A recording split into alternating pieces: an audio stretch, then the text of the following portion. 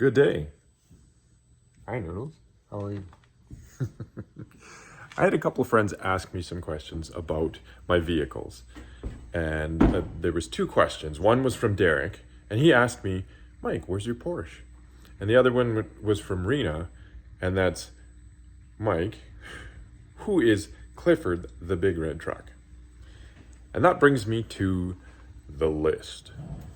Years ago, I had a conversation with a friend of mine, Ray. His dad, when he was younger, was a Cadillac guy.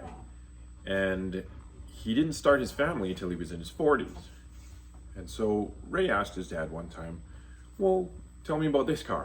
Tell me about the first car that you had, and then the next car, and so on and so forth. And Ray and his dad made up a list of all the cars that he's owned in his life. It started out with, the Cadillac model, whatever, and it had these options and, anything you could remember about it. And I thought, you know what, that was a great idea. Ray suggested I make a list.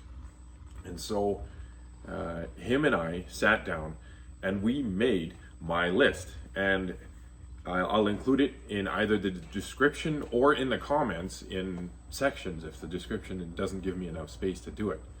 Over my lifetime, I've owned more than 100 cars. Now, I've explained to you that I've bought cars, fixed them, or built them, and then sold them. And some of them I just bought and gleaned a couple of parts off of and then sent them out the door.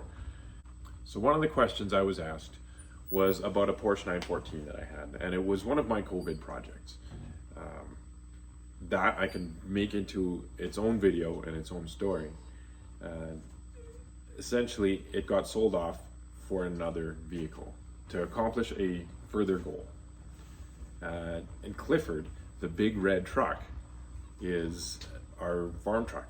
And so it is a great big Dodge 2500 with the Cummins, all rattly and all of that stuff. But he pulls his weight. He pulls the weight of our water every couple of weeks. It's interesting. Because every one of my cars, almost every one of my cars, has a name and a personality, and I get to know them. Over the years, cars will come and go, and there are some that stick out for me. And so rather than go through each and every one of the cars, which I'm happy to do if someone has a question about any one of them, I will tell you about one this time, and that is my 1931 Studebaker Model 54. And it was a coupe with a rumble seat. So I picked that up from a guy named Jerry Hoynes, he was in Evansburg. He had a yard in Evansburg. A wonderful guy. Memory like a steel trap. I remember going in there when I worked for forestry, saying, I'm looking for Willy's Jeep parts. And just sort of passing through. And I'd stop in from time to time. But it would be years in between when I would stop, and I would go in and say hi to Jerry, and he'd let me walk around the yard, and as soon as he saw me, he'd say, Willy's Jeep parts. He knew that's what I was looking for, and he gave me some good leads. So I bought this car, just the body, off of Jerry for $1,000, and this is what it looked like.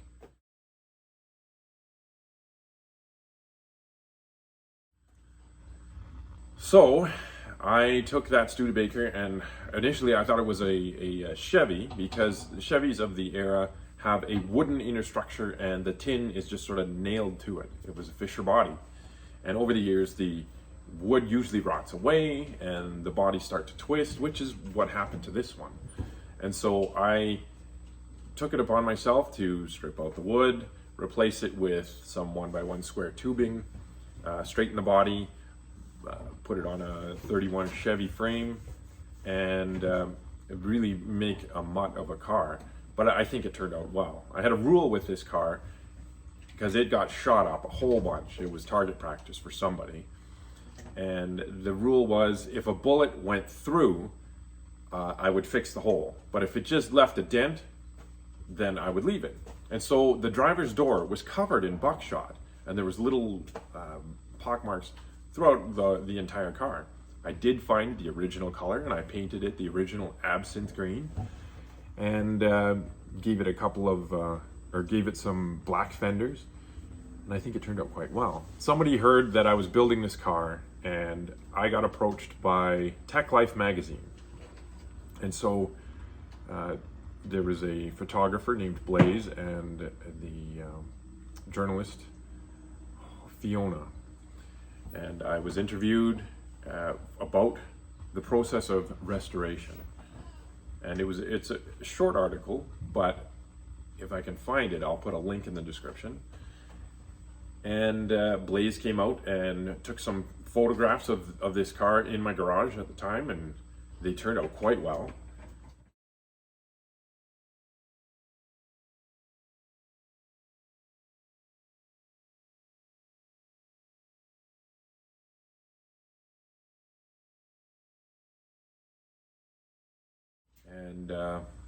And then the time came when I actually finished it. I want to say it took me about 5 years. I worked at NATE at the time, so I would teach during the year, and during the summers I was off. I had 2 months off, and so for the first month, Toby and I would take the kids, and we would go on holidays, we would camp, we would do all of the fun stuff as a family, and then during the second month, Toby would take the kids to visit her parents, and I would basically live in the garage. There was a path on the carpet from the garage to the office to the bed where I would sleep. And it took me 5 years of the summers off and evenings and weekends and all that stuff, and I finally built this car. And so I drove it for the first time, and I'll tell you, that 1931 Studebaker with a flathead Ford engine and a four-wheel disc brakes and 5-speed transmission, all synchro and all of that stuff, drove like a 1931 Studebaker. It was not fun, but it was beautiful. So I decided, you know what, it's time to move on. I enjoy the building of a vehicle a little more than I enjoy the driving of a vehicle.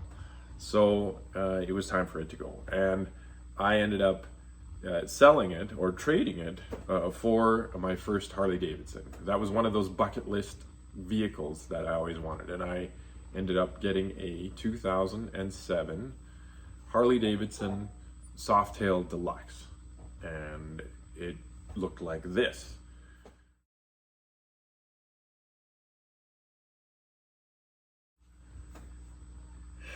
So I had my first really big, beautiful motorcycle, and that was a different chapter of my life. I enjoyed every moment of it.